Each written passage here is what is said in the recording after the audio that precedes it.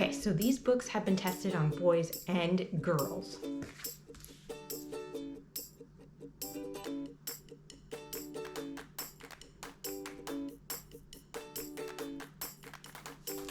This pairs great with the free architecture program. I'll link the video at the end. Like, this book is perfect for that.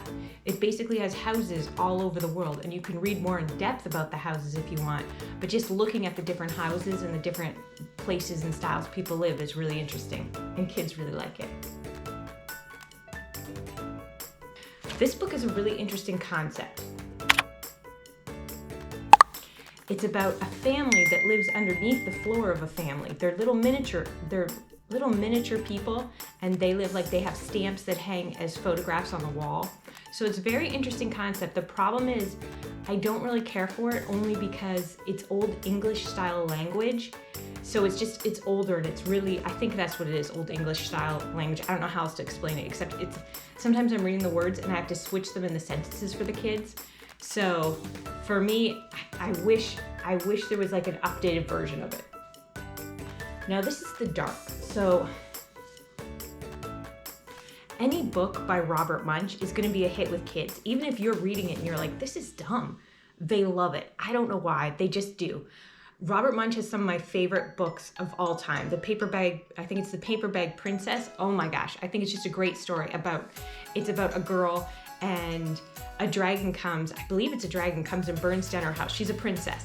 And so she goes off to find her prince because her prince is missing, except she discovers that he's not a really great person. And so she's like, you know what? I'm better off on my own. And so I think it's a really great story. Another thing about Robert Munsch is the kids are adopted in a lot of the books, but it doesn't talk about it. So the kids are different colors, different skin tones than the parents.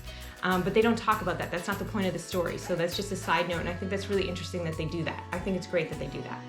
These, I think I'm gonna order a collection of these for my son for Christmas. They're scary places, but they have haunted hotels, they have like haunted boats, things like that. So, but they're really interesting because it's also history. It's history as to why the hotel became famous, where it was famous at, the haunted story behind it. So I wish I had had this during the Halloween book review, but they're really good. These, even my most unlikely or unlikely reader, I guess, really likes them. Oops. And it's great because it's a chapter book, but it's a chapter book with a lot of pictures, full-on color pictures, and that's why I like it. Tum Tum and Nutmeg.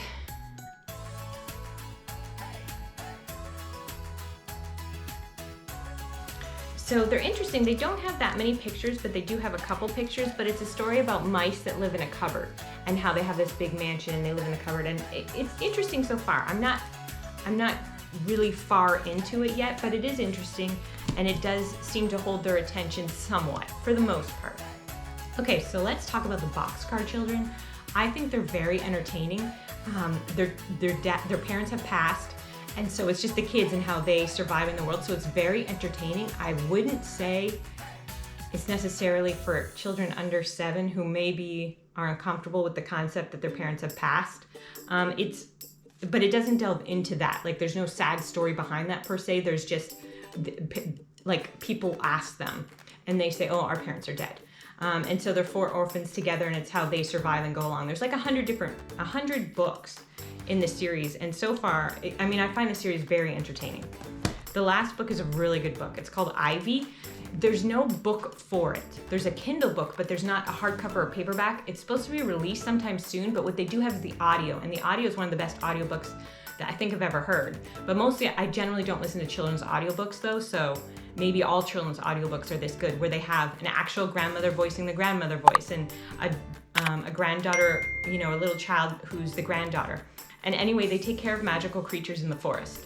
And it's about, I don't want to say they're shenanigans, but they're disliked by the community, but at the same time they're needed by the community because of, the animals come to them, the wild animals come to them. There's dragons in there, there's Gryffindors.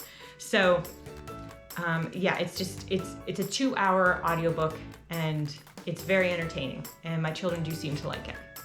All right, I hope that helps. Can you say, please like and subscribe? Please like to like.